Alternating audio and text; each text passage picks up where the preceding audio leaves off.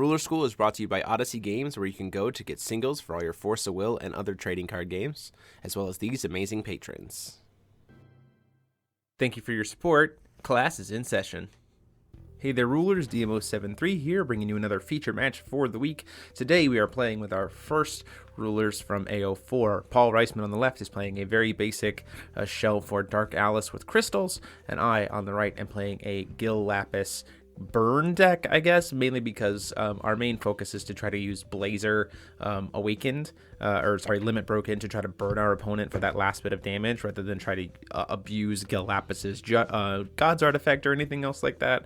It's primarily set to put your opponent in a position where they're just going to be taking so much additional effect damage that it doesn't really matter what they're going to do.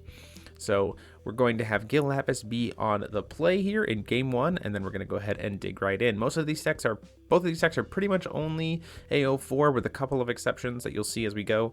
We wanted to kind of keep that focus for you guys, especially here in the first week. So first turn, we have a Heaven's Rift off of Gil Lapis, nothing really coming out of there. Ataraki's Memoria, essentially a Heaven's Rift, and a Dark Atlas's Smile coming down from Paul. Pretty great card against the Gil Lapis deck, especially if you can keep them off World Ender, being able to stop anything that way. So we're doing a Dark Atlas's Smile here which I think is kind of a mistake. We were trying to kind of get the World Enders out of our hand to maybe have him have something a little bit less to grab. Unfortunately, didn't really see anything else there. So the only targets here are the Schrodinger's Cry or the J-Ruler kill spell, Black Moon Ray, because we took the World Ender and we sent it to the grave. So we did that so that we can use Yggdrasil to be able to search for a World Ender later, which is what we kind of want to be doing to, again, put that pressure on with the limit breaks, and puts us in just a much better position overall. Paul decides to pass turn there. We hit our second stone. It is a stone of the Moon Memoria, Black Moon's Memoria. We can play the Yggdrasil to go get our second World Ender. Unfortunately, we can't cast it this turn. We don't have the will to do so. So we just have to kind of hope that we don't see anything there. I'm going to go ahead and take an easy swing here and poke in for 200 damage to get Paul down to 38.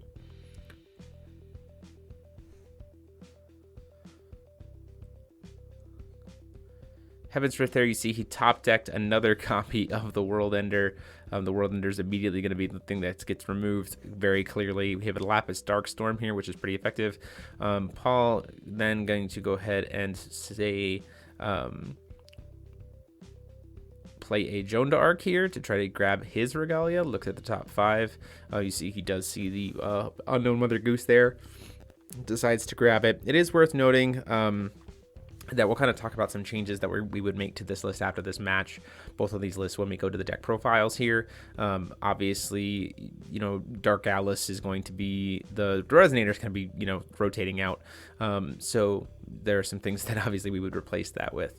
Lapis to Starkstorm comes down here, gets to remove 2 cards out of hand. We're hoping to hit that, hoping to hit the other Mother Goose, but unfortunately not. We're going to go ahead and swing in for 2, take another damage, just to quickly get that pressure in there, also because Joan d'Arc by herself is probably not going to kill the Dark Alice anytime soon.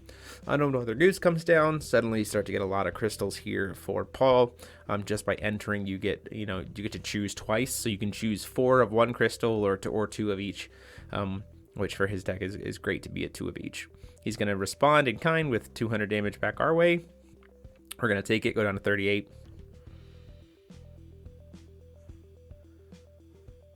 Call another stone. We could have performed Judgment here, but ultimately it's not really going to do us much here. So we're going to go ahead and try to do Lapis's Darkstorm again, just to kind of rip the hand of Paul to be as little as possible. Like, sure, he's got Unknown Mother Goose, but, so he could do Judgment, but we want to make it so that we have more options and less likely to be hit by other cards that matter more. That he's more like top decking or having to rely on Dark Alice more than anything else, especially since we do have Black Moon Ray in the deck. Does have to choose which card to discard here. Chooses to discard the Mage Jack, so at this point in time just has a Schrodinger's Cry in hand. Going to swing in for 2 at the Joan. He's going to banish to get another crystal. We say that's totally fine. And then at that point in time, we're going to pass the turn.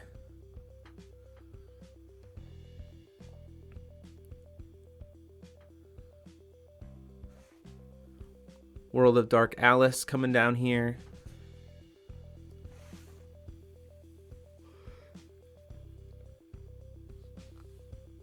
We do see the Judgment from the Dark Alice here, which is pretty strong in this position. He does get another Fairy Tale from his deck. At this point, because of the way the deck was built, just this particular one, we do have only a couple targets, which is Nightmare Knight and then Shadow X, choosing to get the Shadow X here to get the additional Darkness Crystals, as well as just being able to set up for, you know, burning me.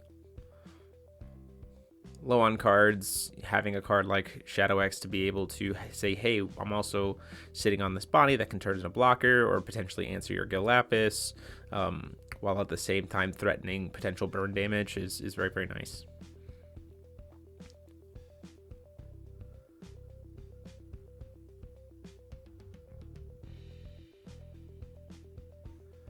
So we're in a pretty bad spot here. We haven't been able to do any form of limit breaks, which is really, really bad. Gil Lapis does get to at least get us a body when it comes into play that then limit breaks it, so we get to kind of pick one. We're going to go ahead and choose Sylvia here. I think a better choice might have been to choose the Lenneth, because then we could have at least gotten rid of the Regalia. But at least in this point, we're going to try to apply some damage and get that Shadow X off the board, because we can swing in for 10 in the air and use it to burn stuff. If we had extra moon sources, it'd be helpful here, because we could potentially set up for being able to kill Dark Alice. Ultimately, though, we're going to swing in and try to burn the Shadow X for 10.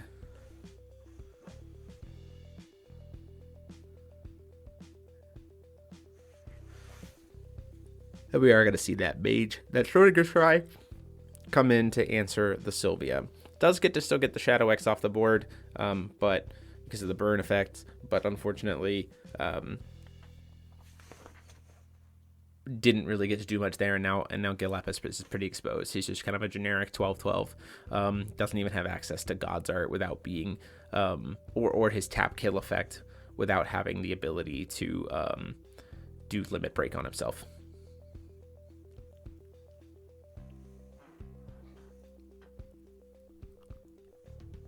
We've also lost the ability to pay for Moon Arts and minions for Will of any Attribute, which is not great, especially since we know we have a Sylvia in hand.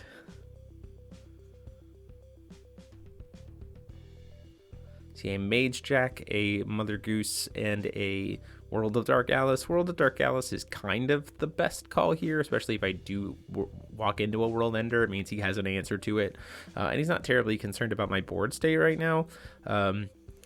Leaving up Dark Alice to just serve as a blocker here might be just the best bet. Like, you know, he could swing, but I guess I would say that actually swinging is probably the best bet here, because he has the Drain, and there's no way I'm going to block with Gil Lapis when I have Bane. So he's just going to go ahead and swing. This is a 12 damage Drain Bane swing, so I go down to 26, and he goes up to 48.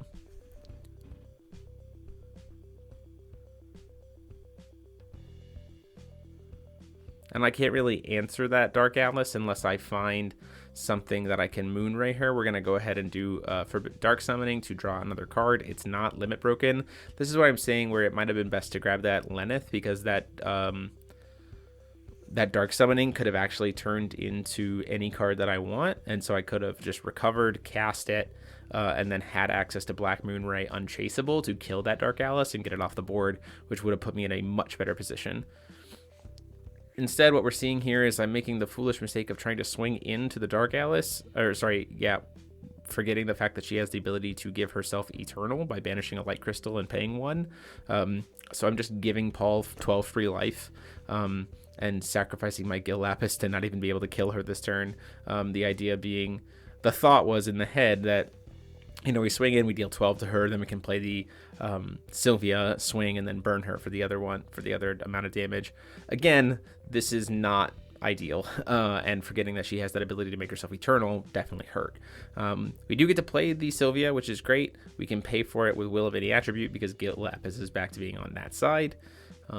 But really, from here, it's a downhill swing. Like, we can swing in for 10, but he has 5 light crystals at this point. So even me swinging is just going to make it... Even me swinging, he could just negate it with the damage. Does tap out here, or does use another Black Will and banish 2 darkness crystals to kill all my 2-drops. We do have a second Sylvia, so we can swing in and swing at him for 10 that way, and chooses to not burn the 5 light crystals there. Just take the 10, which is fine for him. I mean, again, Dark Alice's his ruler is swinging in for 12, and then we're going to see a Goddard at the end of turn. So he'll get 3 of those Fairy Tale Resonators back to his hand. And he does still have access to Energize here.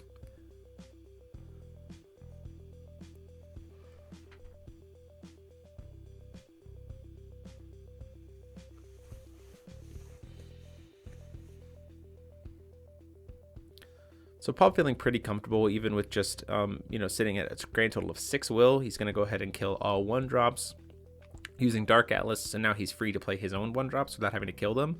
He's going to go ahead and swing into the Sylvia, get himself 12 life in the process, go up to 62.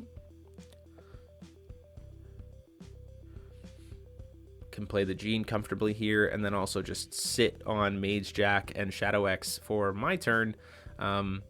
Choosing to grab the Shadow Swordsmaster here as opposed to the Schrodinger, probably because of the fact that it's not going to get him as much to flicker the Unknown Mother Goose when Dark Alice is flipped, because he doesn't have Regalia triggers on the backside.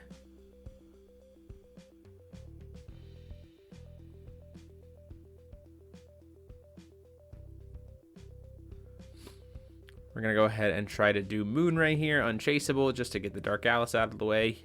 This is post-recovery, so this is taking a lot of effort to get there. At that point in time, passing the turn. And like I said, we can use Unknown Mother Goose here to flash in both a Mage Jack,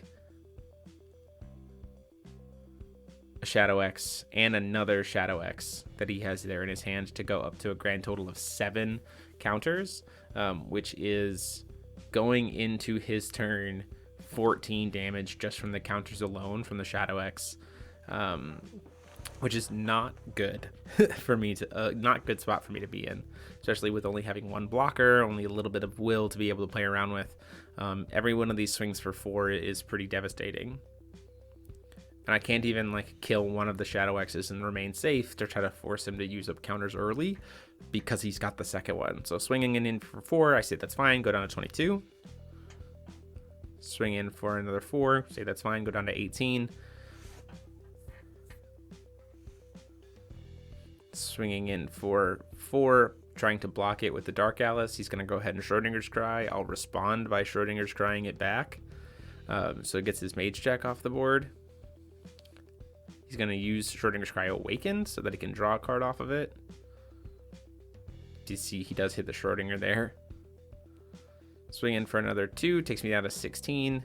And at that point in time, he can just banish the Gene to get another Darkness Crystal and then burn me to death with the Shadow X's.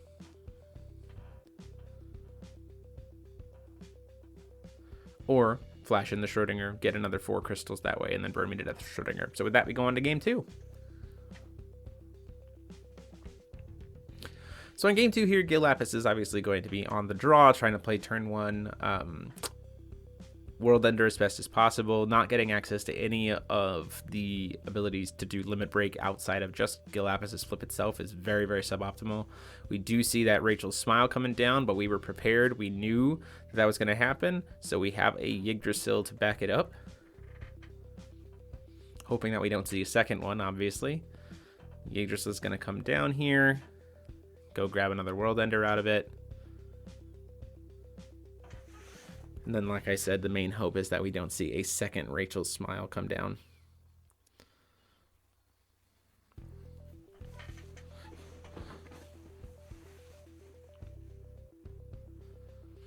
You're going to see a Unknown Mother Goose, Regalia coming down from Paul's side, getting a couple of crystals. And then choosing to pass turn, missing the trigger there. Very quickly, first thing, as soon as he lets me recover, we're going to play that World Ender. I believe we Judgment Gil Lapis and Blazer. Oh no, Gil Lapis and do the top 3. The main reason to do the Gil Lapis so early is because even if he gets rid of these World Enders at this point, we want to make sure that we have that 2020 Gil Lapis with God's Art ability and everything else just by itself. Capitalizing on that Moon Will, we're going to go ahead and Lapis Darkstorm. This is probably one of the... I've talked about it in personal conversations that I think that Lapis' Darkstorm can only really be played in Gil, but if you're playing Gil, you pretty much should play 4 copies of this card. You see, I searched for it. I got a card off of that, so playing World Ender is net +1, or is net 0. Then you draw a card +1. Then we go down 1 with playing the... So back down to 0 with playing this Darkstorm, and we steal 2 opponent's cards. So we go +2. So it turns playing World Ender into +2 and then having your Regalia on board for later while still leaving Will up, which is pretty crazy. Catching up on crystals that we should have given him earlier, because again, for the sake of recording, we want to make sure that's accurate. Like, Paul's already down to 2 cards, and he's staring down, like the Schrodinger can be set up there, and we were kind of waiting for it, so we had the Schrodinger's Cry to be able to remove it, because it doesn't have a way to give itself barrier, just Eternal, and Schrodinger's Cry just says, nope, not going to worry about that. Down comes the Shadow X, get a couple more Darkness Crystals here just to set up, and he's going to tap it to use Unknown Mother Goose here, so tapping his hand out to at least get that World Ender off the board. We feel pretty comfortable with that, though, because we're not able to Judgment yet. We don't have a Moonstone. Lapis doesn't energize for Moon at all, so we'd have to keep calling until we at least see one of those stones. We do have a second Yggdrasil here, so even though he just took our one with Unknown Mother Goose, we're still going to be able to play another one this turn using the active Yggdrasil and one of our stones. So that leaves us with, again, 2 Will up and the World Ender here to be able to then get some more limit breaks, get some draw power, kind of refill our hand, do whatever we need to here. I believe at this point we pick Blazer. Actually, yeah, we pick Blazer, and then look at top 3. The reason for the Blazer pick is because, again, like I said, we want to be able to use that spell very effectively, and also just a 1-drop 12/12 is pretty brutal. We do see a Sylvia. We did not call that for her. We're going to go ahead and play her, though, just because she's a body, and we can swing in for 6 and get that damage in, take him down to 34. Put him in a position where we want to put that pressure on him, and he's got to stare down that bigger board, all while being in top deck mode, right? So, like, sure, he can flip Dark Alice here, but it's not a super great position for him, because he won't really get to make use of anything outside of just his his 2 Regalia Will. And we're staring down a lot of resources as well. Like, he won't be able to board wipe even after he flips Dark Alice. You could get into a Nightmare Knight, which would let him be able to put a body on board, search for something else, and then kill the Sylvia, potentially, which gets him at least something, but it's not super great.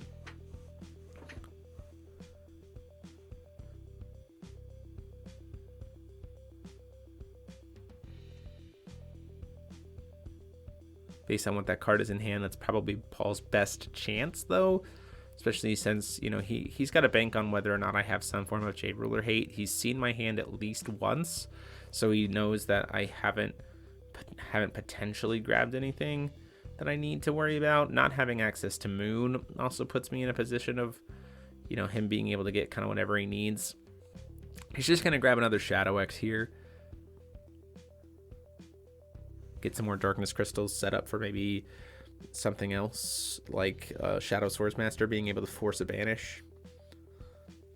Oh, I mean, he does have Light Crystals here to be able to make use of. We have a swing in with the Shadow X. We're going to go ahead and respond by using that Awakened Blazer spell, because even if, Limit Broken Blazer spell, even if we don't have the Blazer itself, because technically we have the item that makes Blazer limit broken, his spell is also limit broken.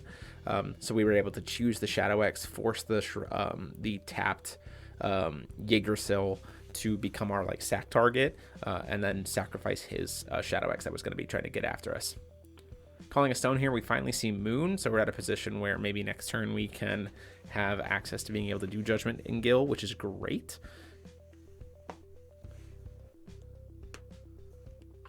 See, we have double Dark Summoning in hand. That sets us up in a much better position. We're just going to pass. We're not going to worry about playing into that Dark Alice right now. We are going to see a Schrodinger come into play. He's going to go ahead and flicker his Regalia. It's not going to do anything for him. Primarily just you needed it as a target to flicker something. You probably should have flickered the Shadow X because it's your own Resonator. It comes into play tapped, but you're just going to recover it anyway. And then you get a couple extra crystals out of it.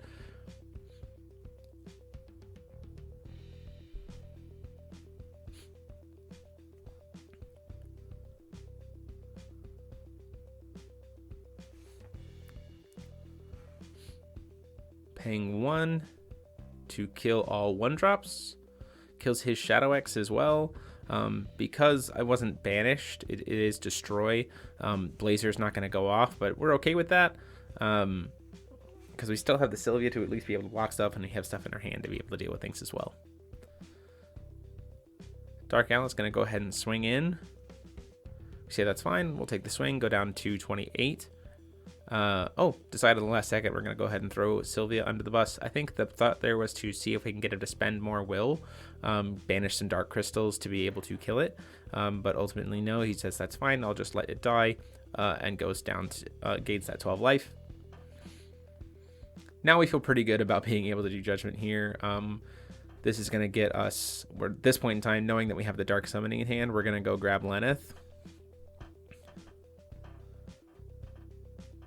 This is going to let us steal his Unknown Mother Goose, which is what we want to be doing.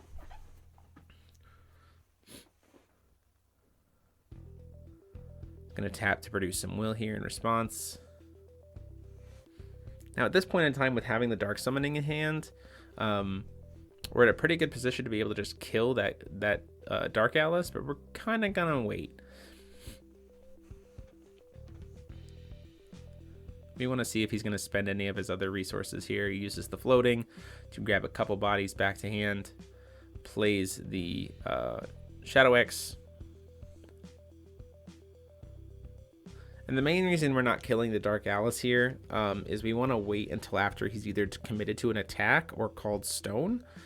Because we don't want him to be able to... or we don't want him to have the option of calling stone if he wasn't already going to commit to it. Here we see the Schrodinger being animated before recovery.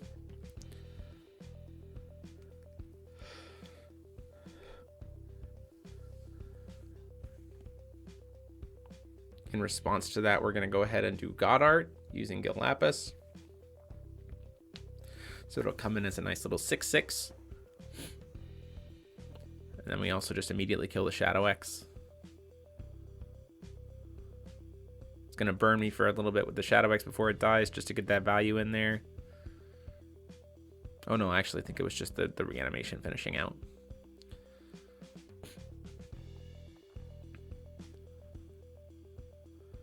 The other reason too is we don't want to he's going to go ahead and kill Lenneth here. The other reason why we don't want to kill, just outright do Dark Summoning into Unchaseable, is because one, if we do Dark Summoning, it might telegraph to him that we're going to do the play, so he might try to use it. The other reason is why we want to do something like this to try to get the Schrodinger off board. So he's using Dark Alice's pay Darkness Crystals effect to try to force me to kill my Lenneth, at which point in time I can go ahead and say, you know what, that's fine. Let's go ahead and do another Blazer spell and get you rid of your Schrodinger. It is a Resonator now. We can force you to sacrifice it. With not wanting to telegraph the Moon Ray, it also means that like we want him to be in a position where he kind of spends resources outside of being able to play an Unknown Mother Goose. So like we want to kill Dark Alice when he's at a position where he's not going to be able to play Mother Goose that same turn, so that he misses out on those triggers. He's going to go ahead and play... Going to banish for some other, like he doesn't get to banish, like the Gene's immediately going to die because of the kind of -4/-4 that's currently on board. It doesn't hurt Dark Alice, but we really don't care about that. We're just going to take the damage willingly, and then we're going to be totally fine with it. He just passes the turn there, doesn't call stone. He doesn't want to call stone.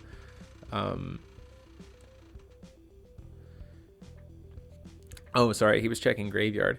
He's thinking about whether or not, like, attacking here is fine. Like, we're just going to take that damage. He doesn't want to call stone because that leaves him open to being able to be hit by a 20/20 Gil Lapis without having to worry about Dark Alice swinging in. So he's kind of at a position of, what do I do? Whether I just sit on 2 will and feel comfortable about it, or if I call stone, or if I just try to swing and get my life total up here just a little bit, acknowledging the fact that you're going to go -8. So it's technically a loss of life of like 8.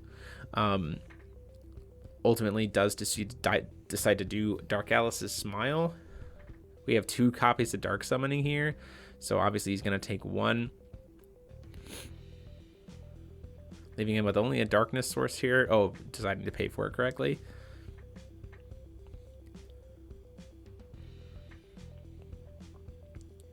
Going into my turn.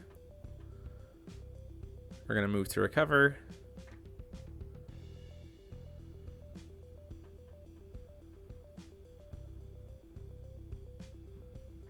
We're going to attempt to cast Dark Summoning. Seeing if Paul has a response. He says, no, that's fine, which is a mistake here. Doesn't really ultimately matter either way. If he chooses to use the ability to give himself Eternal here, we're just going to wait to cast the Moonray until his turn. Ultimately, though, because he let it resolve, we can just go ahead and make Moonray unchaseable and then kill Dark Alice.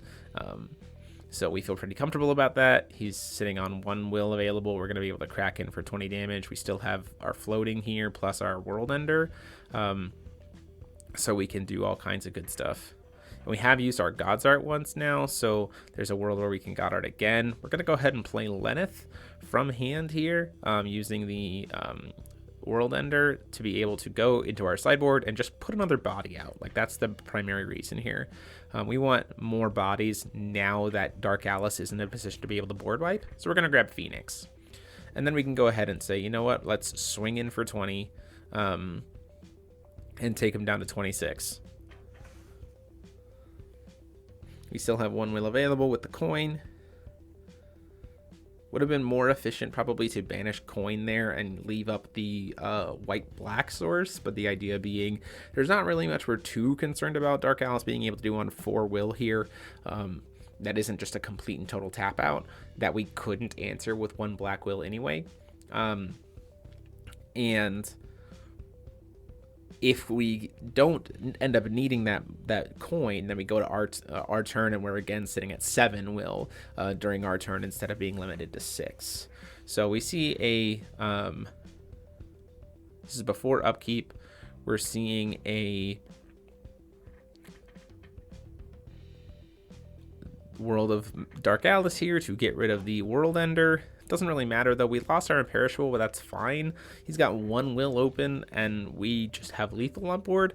So swing in for 2,000, play a Blazer for good measure, and then swing in for lethal with the Phoenix just to be safe. So there you have it. That is game 2, and we push into match game number 3.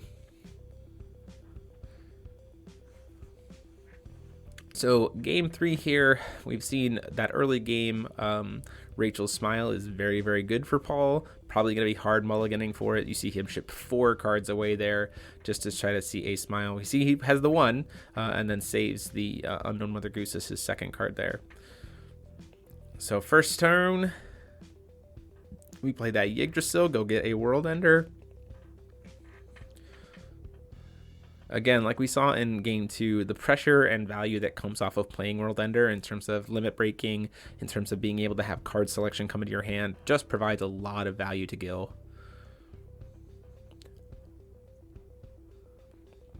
Down comes that Smile, and we go, that's fine. Here's a Yggdrasil. Here's a Dark Alice, here's a World Ender, here's a World Ender, here's a World Ender. So we don't have to be too concerned about that Smile coming down to really ruin us anytime soon. Even if he had a second one here, choosing to burn the Energize, we'd still have a World Ender for our turn 2 play.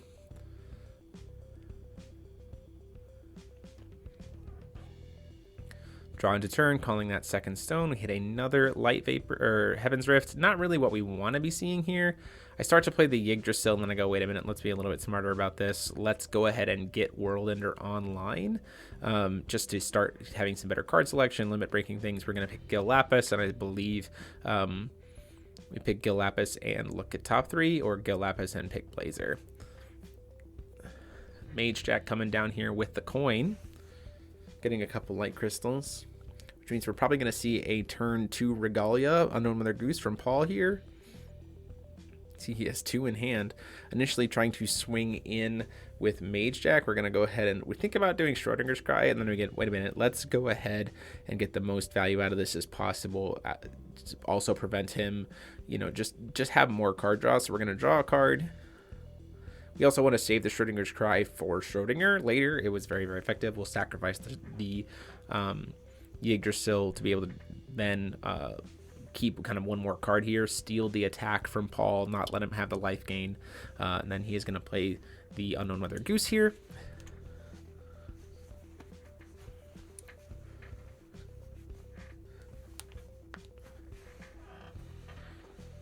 Calling Stone. We hit another Heaven's Rift here. We really want to be seeing a Moonstone early. Unfortunately, just not having it happen.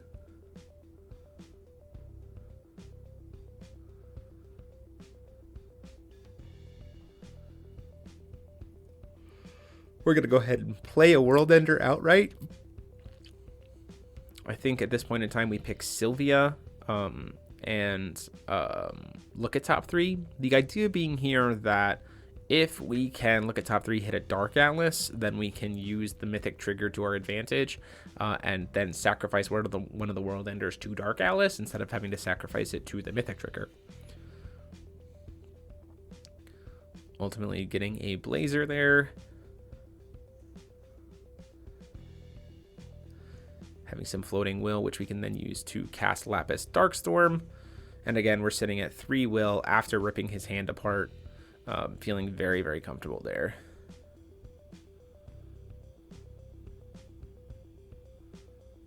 Hitting the 1, stealing a Jonah Arc. Paul having to choose to ship the other Jonah Arc. So at this point in time, his cards in hand are Unknown Mother Goose, which is not super great to have a second copy of, just because it doesn't generate a ton of value. There's not a real reason to play a second copy for Dark Alice like there is with someone like another one of the Regalia rulers. Hers is kind of the weirdest one to play multiple copies of. And then the Schrodinger's Cry. We do play the Blazer there, kind of a little bit unwill efficient because of the we're like 1 will less than we need to. We say that's fine. We're gonna take the damage. Oh, he's tapping Mage Jack to then try to steal the World Ender that was using Unknown Mother Goose to pay for its alternative cost.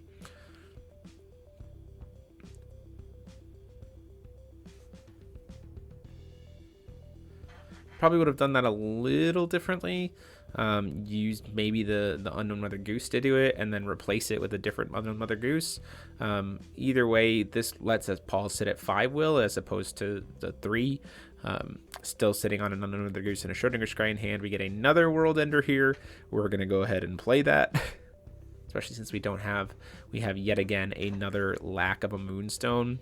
At this point in time, we don't want to limit break Lenneth because we want her to limit break off of the flip of Gil Lapis. So we've limit broken everybody we need to, Sylvia, Blazer, Gil Lapis. So at this point in time, we're just going to get 2 cards.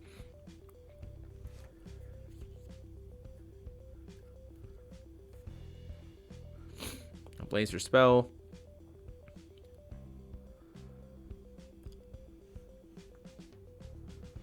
And a Dark Summoning. Dark Summoning sets us up really nicely for if we're going to do the limit break here. We see a start of trying to kill Blazer with that Schrodinger's Cry, and we go, wait a minute, let's be effective here. We're going to cast double black and use the Blazer spell that we just got, force him to sacrifice that Mage Jack, force the sack of the Blazer, and then still get to hit him for 12, because Blazer getting banished to his effect of his spell means that he triggers, and we deal 12 damage to Paul. At that point in time, we just pass the turn. We see a World of Dark Alice come down here, so he gets to get rid of my Unknown Mother Goose and play his Unknown Mother Goose, or search for another Unknown Mother Goose. That's the top deck for him. So his hand at this point is 2 copies of Unknown Mother Goose, which is not at all a good spot for him to be in here post-recovery. Oh, I guess... And he drew the 3rd copy, the 4th copy. So his hand is nothing but Unknown Mother Gooses. And so at this point in time, he just has to flip. Like, there is nothing else that he can do, knowing that he's probably going to be staring down so much pressure next turn, and his hand is literally nothing. He needs to get another body on board. Probably the best one to put here would be a Nightmare Knight, just to draw another card. Ultimately does decide to go for the Shadow X, I believe.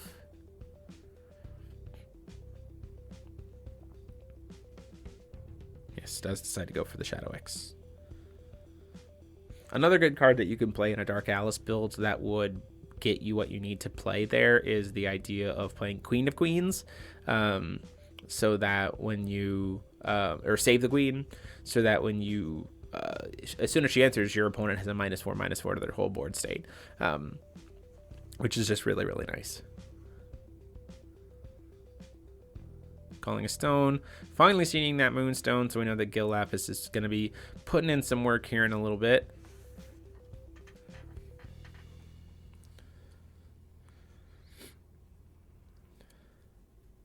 If we had a second Moonstone here, and you see we have that Sylvia, would actually be in a pretty good spot, because we could play the Sylvia, double pump her, and then swing to burn the Dark Alice for 14, and he doesn't have a way to give her imperishable, or to give her eternal, so we could just kill her that way. Ultimately, though, we're just going to choose to pass the turn. He is going to go ahead and do God Art, refill his hand a little bit, which is good, which is helpful for him. And then we just kind of say, okay, well, we're going to accept that some things are going to happen. Choosing to call stone here, which I think is a very interesting decision here, sitting at that 5 will already. I'm not entirely sure how much we needed to get that other stone, rather than just apply pressure to face and get back up to being at 40 life.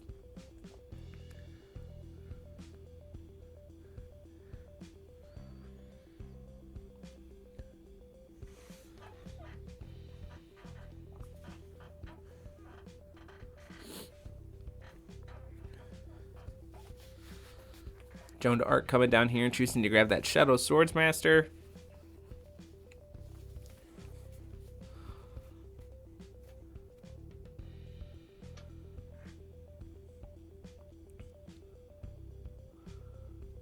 I think at this point we are out of World Enders, so we accept the fact that Gil Lapis is going to just not have access to being imperishable, which is kind of okay. Because again, this deck isn't super reliant on that idea of him abusing his God Art by any means, especially since it doesn't do anything to J rulers. So I'm going to attempt to go to recovery. Before recovery, it's going to say, let's make Dark Alice eternal, just for right now, before you have access to any stones. We're going to go ahead and get that Lenneth out. She is now limit broken, which sets us up very, very nicely for our Dark Summoning that we have in hand. Then we're going to go ahead and force him to kill his Regalia. He's going to float the Will. We're going to use some darkness sources here to try to kill a bunch of stuff, kill 1-drops and 3-drops, leaving just Gil Lapis and Dark Alice here staring each other down. So it's at this point in time that I could have done Dark Summoning and immediately just killed him before he recovered. Ultimately, again, we're in that same position where we want him to try to commit to an attack to kind of steal a stone from him, especially when we're in a situation where neither of us have Regalia. So we want him to either spend Will, play a Regalia where he's not going to get the triggers off of it. There's a lot of things that we can have go our way that way. We have a Dark Summoning, a Rachel's Smile. It might have just been better in regards to because of what Dark Alice does with Dark Alice does with Regalia triggers anyway, that it might have just been worth it allowing him to have those extra crystals, but we are a little bit concerned in some elements of the possibility of being Shadow X'd to death, right? So we want to kind of limit his ability to generate crystals and force him to be spending them in suboptimal ways. See, we do have an end of the world here. Gil Lapis is limit broken, so it will get all 4 of its modes. We do have a dark summoning, which the problem with this Rachel Smile here, right, is if he takes anything that's not dark summoning, I can just find that other card again, because now dark summoning is a 1-cost card that says go get anything I want for my deck, which is pretty great. So like the clear choice is to grab the end of the world, but he can't, because otherwise I'll just go grab another one anyway. So dark summoning is the more oppressive threat here.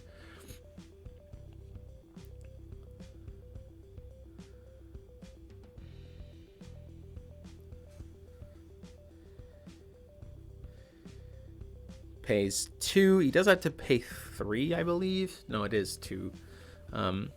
For the Shadow Swordsmaster, he's going to draw some extra cards by banishing all of his light crystals.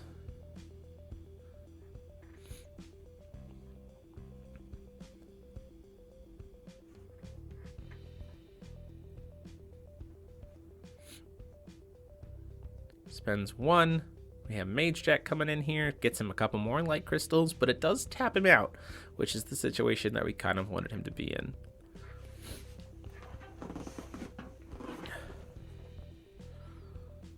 So we're in a spot now where he's going to go ahead and swing in for 12. We say, you know what, that's fine, we'll take it. We are in a pretty good position here.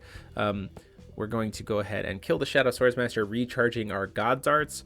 Unfortunately, you know, we didn't God Art then do that, primarily because there was a real chance that what just happened is what's going to happen. So we can be even more will efficient here. We're checking to make sure exactly how Dark Alice's Gain Eternal works. He's got the light gems, which is fine. He doesn't have any will to be able to pay for it. So at this point in time, Dark Alice is completely vulnerable. And we also got him to wait a turn before playing a God Artifact. So we're going to go ahead and say, you know what, Dark Summoning, we just top decked it. We can go get whatever we want. We don't even have to worry about Awakening Black Moon Ray, and we can kill that Dark Alice. And then we can go into our turn and play. We can recover and then use... we'd have to call Stone here because we don't have access to End of the World quite yet. We need Double Moon. And there's our second moon. So at this point in time, we go, oh, well, at that point, we have access to Double Moon. We got to pay for it this way. Let's pay... Oh, we paid for that wrong. To play... we do have the access of the second moon. We just tapped the wrong stones there. End of the World, which gets all 4 modes. So the modes are he banishes 2 resonators, I draw 2 cards, he discards 2 cards, and I reanimate 2 resonators.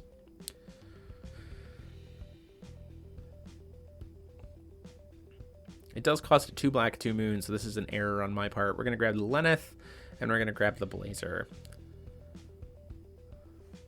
The Lenneth is then going to go get us, probably get us Griffin. Or sorry, Phoenix, because again, now that Dark Alice is gone, we can just sit on this board and not be too concerned about anything other than the 3-drop World of Dark Alice can answer this, but we get to keep 1, at which point in time we'd probably keep the Blazer, and the or the Lenneth perchance, but nothing else is really going to bother us, and he's already gotten rid of the Shadow Swordsmaster. The better call here would have actually been to, when we had to have paid for the moon, would be to leave the red stone up so that we have access to red to be able to reanimate the Phoenix in case something happens. Ultimately, I don't think it matters terribly. I think in our brain in the moment, which is a misplay because we would have had to pay 2 moon, we were thinking, oh, well, we'll do this and then leave up God Art.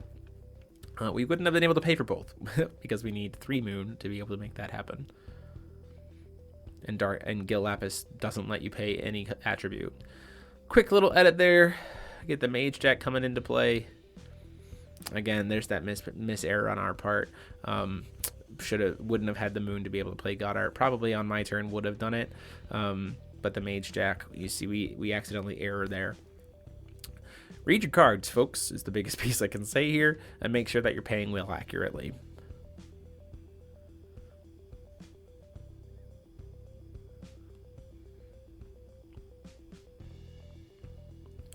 In comes a unknown Mother Goose just to steal the Blazer.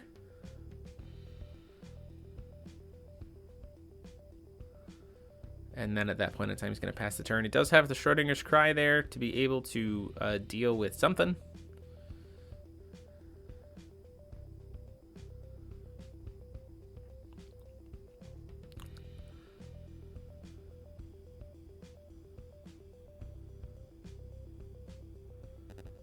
Pay 2 black. We're going to go ahead and do Lapis's Darkstorm here, just to see what we can rip out of that hand that he might have to be able to use with that Unknown Mother Goose.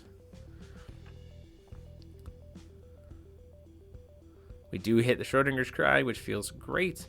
Leaves him with 2 cards. He's got a Schrodinger and a Schrodinger's Cry.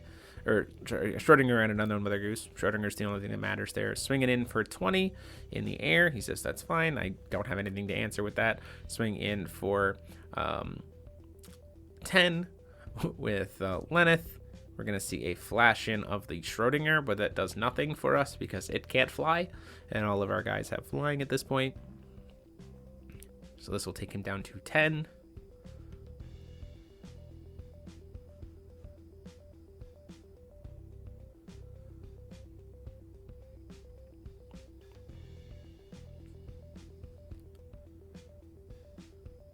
Swing in for 9, take him down to 1.